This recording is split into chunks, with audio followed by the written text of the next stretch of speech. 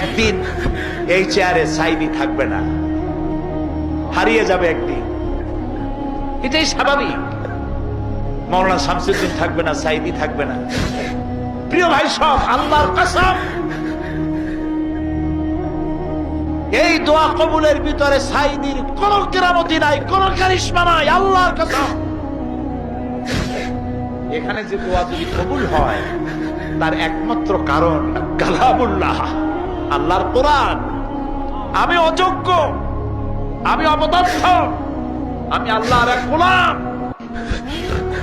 সমস্ত মুজিজা এই কোরআনে।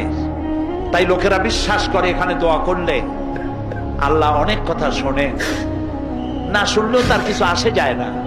ফাআলুল লিমা ইউরিদ, যা খুশি তাই তিনি করেন। বান্দা শুধু চাইতেই পারে, অভিমান করতে পারে না।